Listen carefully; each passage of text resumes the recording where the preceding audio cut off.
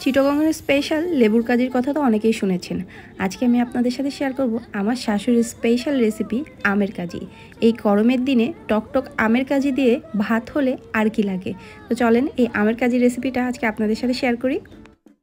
আমের কাজির জন্য তো অবশ্যই প্রয়োজন কাঁচা আম। এখানে আমি দুটো আমের কাজি করব। তো প্রথমে আমগুলোকে ভালো মতো ধুয়ে এখন ছিলে নিচ্ছি, ছিলে পরিষ্কার করে নিচ্ছি। আর যেহেতু এখন আমগুলো অনেকই কচি, তাই কিন্তু বড়া ধারায়নি। তো এখন আমগুলোকে আমি পিস পিস করে কেটে নিচ্ছি।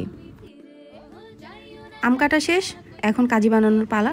প্রথমে নিয়ে নিচ্ছি আমি এখানে আম, তারপর দিয়ে দিচ্ছি এখানে আমি লবণ পরিমাণ মতো। লবণের পরিমাণটা আপনাদের পছন্দ মতো দিবেন।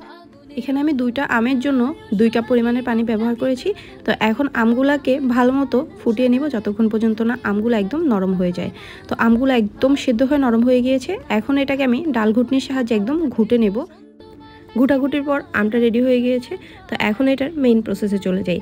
এখন আমি এটার মধ্যে একটা বাগার দেব। তার জন্য এখানে নিয়েছি আমি সয়াবিন তেল। আপনারা চাইলে কিন্তু এখানে সরিষার তেলও ব্যবহার করতে পারেন। এখানে আমি 4 কোয়া রসুনকে একদম কুচি করে নিয়েছি। তারপর এখানে দিয়ে দিচ্ছি আমি চিলি ফ্লেক্স। তারপর দিয়ে দিচ্ছি এখানে টালা জিরার গুঁড়ো। এখন এই সবগুলো উপকরণকে আমি খুব ভালো মতো ভেজে নিচ্ছি। আর এই আম কাজির এই বাগারটাই কিন্তু হচ্ছে এটার সাথে আরও কয়েক গুণ বাড়িয়ে দেয়।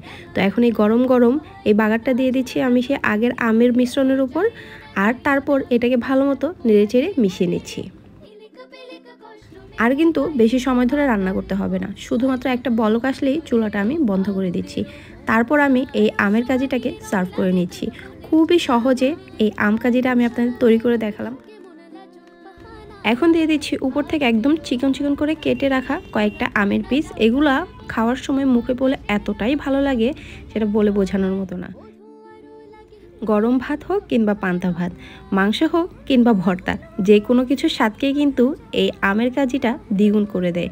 এই কাঁচা আমের সিজনে আপনারাও একবার হলে ট্রাই করতে পারেন এই আমের কাজিটা। আজকের মতো বিদায় নিচ্ছি, আল্লাহ হাফেজ।